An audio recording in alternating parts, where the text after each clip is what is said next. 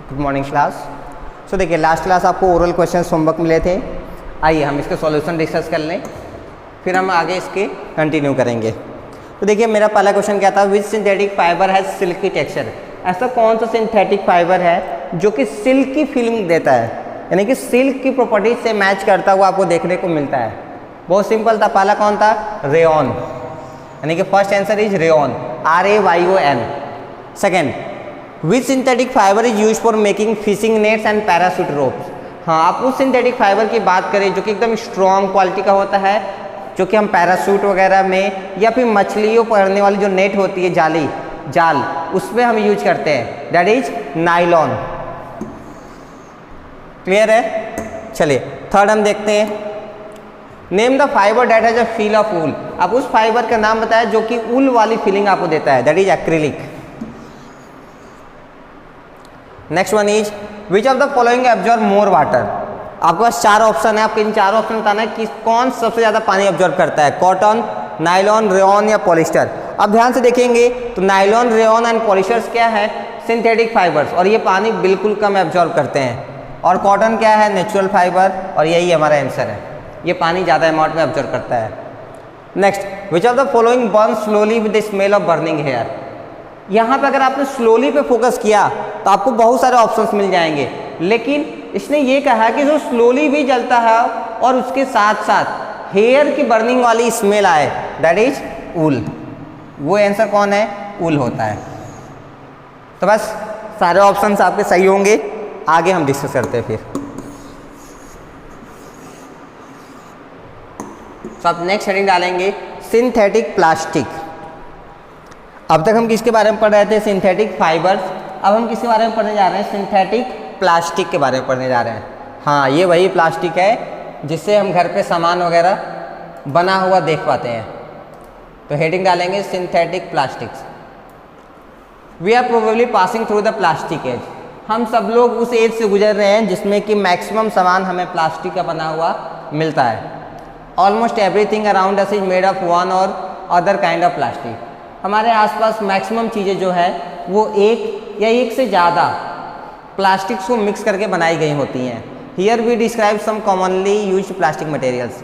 लेकिन हम इस चैप्टर में बिल्कुल ऐसे प्लास्टिक मटेरियल्स की यूज करेंगे जो कि सबसे ज़्यादा यूज होती हैं और हम आसानी से उनको देख पाएँ। आपको जो लिखना है वो यहाँ से लिखेंगे, अ सिंथेटिक फाइबर material या synthetic material which can be easily molded into any desired shape on heating is called a plastic। अब कोई भी एक ऐसा सिंथेटिक मटेरियल, सिंथेटिक का मतलब मैनमेड मटेरियल, जिसको हम आसानी से मोल्ड कर सके। मोल्ड करेंगे मतलब उसकी शेप को बदल सके और जैसा चाहे वैसा बना सके, उसी को हम क्या कहते हैं, प्लास्टिक कहते हैं। एक्चुअली होता है क्या, जब हम प्लास्टिक के किसी सब्सटेंस को हल्का हीट करते हैं तो वो ईजिली अब उसको आप जैसा चाहे वैसा मोड़ पाते हैं। जैसे कि अगर आपको याद होगा तो घर पे जो पाइप आती है, सिलेंडर वाली पाइप, घर पे LPG है ना, यहाँ रेगुलेटर लगा होता है। इस रेगुलेटर में एक पाइप कनेक्शन के लिए जगह छोड़ी गई रहती है। अब ये जो रेगुलेटर होता है, इसमें पाइप लगा होता है। ये पाइप जाके हमारे घर पे जो स्टोव होती है,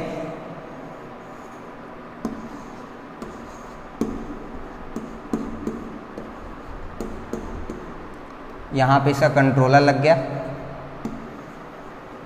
ठीक है। तो अगर आप देखेंगे तो आपके घर पे यहाँ पे जो स्टोव होता है ना, उस स्टोव के यहाँ पे एक लीकेज करने के लिए, जहाँ से हमारी जो गैस आ रही है पाइप के थ्रू वो अंदर जा सके, उसके लिए एक छोटा सा कनेक्शन दिया गया रहता है। हम क्या करते हैं, यहाँ से जो पाइप, जिस पाइप से ये गैस आ रही होती है, उसको वहाँ कनेक्ट करते हैं। जब पहली बार आप न्यू पाइप लेके आएंगे और आप यहाँ लगाने की कोशिश करेंगे, वो फिट कभी नहीं होता, वो कभी भी फिट नहीं होता। आपको विश्वास नहीं है, आप मम्मी पापा से एक बार डिस्कस करें, वो ये चीज़ जब भी खरीद के लाए होंगे वो किए होंगे। तो फिर कैसे करते हैं वो, क्या मुझे चूल्हा बदलना पड़ेगा या मुझे पाइप? एक्चुअली दोनों में से कोई नहीं, मुझे थोड़ी सी अपनी साइंस यूज करनी होती है वहाँ पर। अब हम ये जो पाइप देखते हैं, ये पाइप किसकी होती है, प्लास्टिक की। हम क्या करते हैं, इस वाले रीजन को थोड़ा सा हीट करते हैं। जब हम हीट करते हैं तो ये सॉफ्ट बन जाता है, यानी कि अब आप इसको चाहे तो फैला सकते हैं और चाहे तो और छोटा कर सकते हैं। तो हम क्या करते हैं, इसको थोड़ा सा फैला कर यहाँ लगा के इसको अंदर डाल लेते हैं, क्योंकि जब ये फैलेगा तो इसकी माउथ थोड़ी बड़ी हो जाती है, फिर ये आराम से यहाँ तक चला जाता है। और फिर कुछ ही मिनट के बाद जब ये ठंडा होगा फिर से ये सिकुड़ने लगेगा और वापस से छोटी साइज हो जाएगा, लेकिन अब वो इतना ज़्यादा स्ट्रॉन्ग नहीं होगा कि ये जो यहाँ मेटल का लगा हुआ है उसको तोड़ सके। तो क्या होगा, इसको पूरी तरह से वो जकड़ लेगा, यानी कि फिर वो गैस बाहर निकलने नहीं देगा, और अगर आप आसानी से उसको खींचना भी चाहें तो बाहर निकलेगा नहीं।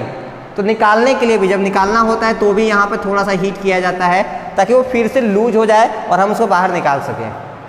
एक बात समझ में आ गई, यानी कि प्लास्टिक कोई ऐसी चीज़ होती है, ऐसी सब्सटेंस होती है जिसको हम हीट कर दें तो सॉफ्ट बन जाती है, और सॉफ्ट बनने के बाद हम उसको जैसे शेप में डालना चाहें वैसा बना सकते हैं। उसी चीज़ को हम क्या कहते हैं, प्लास्टिक कहते हैं। क्लियर है? चलिए, एक्चुअली प्लास्टिक अगर हम पूछें कि क्या होता है तो ये सिंथेटिक पॉलीमर ही है। हाँ, क्योंकि जब हमने पॉलीमर्स पढ़ा था तो वहाँ पे हमने एग्जाम्पल में प्लास्टिक भी लिया था।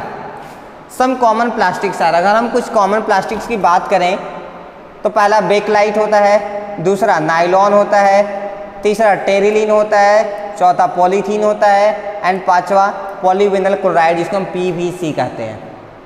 These are the examples of plastics. हाँ, ये जो प्लास्टिक्स होते हैं ना कई टाइप के भी है, अभी ये 5 ही आपको दिखाया गया ना क्योंकि आप बहुत बेसिक पढ़ रहे हैं। एक्चुअली ये बहुत टाइप्स की होती हैं, लेकिन अगर हमें 5 मेन याद रखने हैं तो हम क्या क्या याद रखेंगे, Bakelite, nylon, terylene, polythene and PVC जिसको हम प्यार से क्या कहते हैं, पॉलीविनाइल क्लोराइड। आइए, इसके कुछ अरेंजमेंट वगैरह दिए गए हैं, हम इसको भी डिस्कस कर लें। देखिए क्या दिया है, plastics are polymers made from small molecules. हाँ, हमें मालूम है जितने भी पॉलीमर्स होते हैं वो सब किससे बने हैं, छोटे छोटे मॉलिक्यूल से बनते हैं, जिनको हम क्या कहते हैं, मोनोमर्स कहते हैं। Different plastics have different arrangement of molecules. अब आप बताइए कि मेरे क्लास के जितने बच्चे हैं सबकी शक्ल, सबका फेस एक ही जैसा कि सबका अलग अलग है, अलग अलग है। इन द सेम वे अगर हम अलग अलग प्लास्टिक की बात करें, जैसे हम टेरिलीन की बात कर लें या नायलॉन की बात कर लें, तो दोनों अलग अलग हैं, क्या दोनों का फेस, दोनों का स्ट्रक्चर, दोनों का शेप सेम रहेगा कि अलग अलग? बिल्कुल अलग अलग रहेगा। वही अगर हम बेकलाइट की बात करें तो उसका उनसे भी अलग होगा। तो यही चीज़ लिखा गया है कि अलग अलग प्लास्टिक की अरेंजमेंट, यानी कि जिससे मॉलिक्यूल से बने हैं उनके अरेंजमेंट बिल्कुल अलग अलग होती है। The polymers in which smaller molecules are linked to each other in a linear or straight arrangements are called linear polymers. अब कुछ ऐसे पॉलीमर्स होंगे जिसमें कि ये जो छोटे छोटे मॉलिक्यूल्स हैं वो लाइन बाय लाइन है, एकदम सीधी लाइन में, एक फिर दूसरा फिर तीसरा फिर चौथा, और ये आपस में जुड़े होते हैं, तो हम ऐसे को हम लीनियर पॉलीमर्स कहते हैं। तो आप इस पॉइंट को यहाँ से नोट करेंगे और यहाँ तक राइट करेंगे, फिर उसके बाद आप इस डायग्राम को बनाएंगे। आप अगर इस डायग्राम को ध्यान से देखिए तो देखिए first, second, third, fourth, fifth, यहाँ 5 मॉलिक्यूल्स दिखाए गए हैं और पांचों मॉलिक्यूल्स एक लाइन में रखे गए हैं। ठीक है, ये जो लाइन बन रही है इस लाइन को हम लीनियर बोलते हैं, इसीलिए इस पॉलीमर, ये जो पॉलीमर बना इस पॉलीमर को हम क्या कहते हैं, लीनियर पॉलीमर कहते हैं। अब सेकेंड पॉइंट की बात करते हैं। The polymers in which small molecules are linked in such a way that all linear chains are also linked to each other are called cross-linked polymers। अब ऐसी अरेंजमेंट जहां ऊपर नीचे चारों तरफ एक मॉलिक्यूल्स के चारों तरफ ढेर सारे और मॉलिक्यूल्स और वो एक दूसरे से जुड़े हों तो उनको हम बोलते हैं क्रॉस लिंक्ड पॉलीमर्स। क्या बोलते हैं, क्रॉस लिंक्ड पॉलीमर्स, यानी कि चारों तरफ से ऊपर नीचे दाएं बाएं हर तरफ से वो लिंक्ड होते हैं। जैसे आप ये एग्जाम्पल के तौर पे ये डायग्राम आपको दिख रहा होगा, पहले मैं इनको इरेज कर दूं फिर आपको दिखाता हूँ। डायग्राम दिख रहा है आपको, देखिए ये जो डायग्राम है, अगर हम इस मॉलिक्यूल की बात करें तो देखिए ये इसके आपके तरफ से अगर हम देखें तो राइट साइड में जो मॉलिक्यूल है उससे भी जुड़ा है, ये जो टॉप पे है उससे भी जुड़ा है, लेफ्ट साइड वाले से भी जुड़ा है और बॉटम वाले से भी जुड़ा है। ऐसे आप इसकी बात करें तो कहेंगे सर ये तो 3 से ही जुड़ा है, ऊपर नीचे और लेफ्ट। एक्चुअली ऐसा नहीं है, तो डायग्राम इनकम्प्लीट दिखाया गया ना, इसके आगे फिर ऐसे बहुत सारे मॉलिक्यूल्स होंगे, होते जाएंगे। हम सारे मॉलिक्यूल्स तो ड्रॉ करके नहीं दिखा सकते। बात समझ में आ रही है? हाँ, लाखों के अमाउंट में मॉलिक्यूल्स होते हैं। तो बताइए यहाँ इसके आगे और एक होगा तो फिर इसके भी 1, ऊपर 2, नीचे 3 और यहाँ 4। यानी कि चारों तरफ से जो लिंक्ड होते हैं, इसलिए हम इनको क्रॉस लिंक्ड पॉलीमर्स कहते हैं। डायग्राम में आप बना लेंगे। आपको इनकी गिनती नहीं करनी है, पर चल आप गिनने लगे कि सर ये कितना 1 2 3 4 5 1 2 3 ऐसे करके, ऐसा नहीं, आप 2-4 एक्स्ट्रा भी बना देंगे तो कोई इशू की बात नहीं है। क्लियर है? हाँ, तो ये हो गया आपका diagram. It is the arrangement of smaller molecules in a cross linked polymer. अब काइंड्स ऑफ सिंथेटिक प्लास्टिक है, ठीक है। तो काइंड्स ऑफ सिंथेटिक प्लास्टिक दो होते हैं, पहला थर्मोप्लास्टिक और थर्मोसेटिंग प्लास्टिक। हाँ, अब हम प्लास्टिक की भी बात करें तो ये जो प्लास्टिक है, ये प्लास्टिक भी दो टाइप की होती है। कौन कौन सी? Thermoplastic and thermosetting plastic. अब ये क्या होती हैं, इनको हम अगले क्लास में डिस्कस करेंगे। Till that, thank you so much.